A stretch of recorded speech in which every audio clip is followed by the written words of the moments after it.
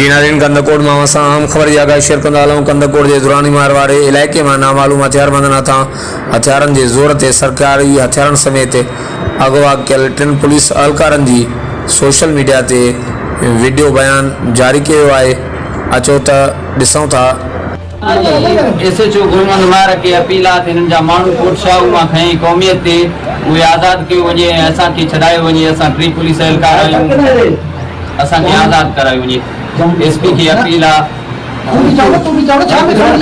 SP की appeal आहे कोटशाह मान जा माण्हू जेका वरतान महिरबानी करे असांजी जान खे ख़तरो आहे। असां इमदाद वठूं इमदाद वठूं।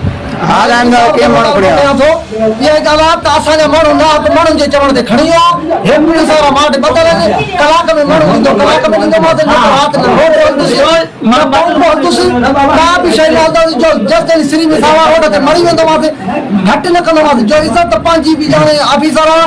मां ग़लति नथो ॻाल्हायां त भली ॻाल्हि इहा आहे त माण्हू पंहिंजा वठी वञे सिपाही, मूंखे माण्हू पुॼाए वञे। वधीक मूंखे तवाई बि न ॾे, न छेड़छाड़ बि करे, न मुंहिंजे पुलिस सां जहिड़ो बि आहे। मुंहिंजा माण्हू हिते पुॼनि, मां पुलिस सां वेंदुमि। नथो चाहियां जो पुलिस ॾिची पई आहे त मां रोड बि जेकी शइ थी उहा शइ कंदोमांसि। माण्हू बि लाहींदोमांसि, पंप साड़ींदोमांसि ऐं गैस खे बि ॻोल्हा हणंदोमांसि।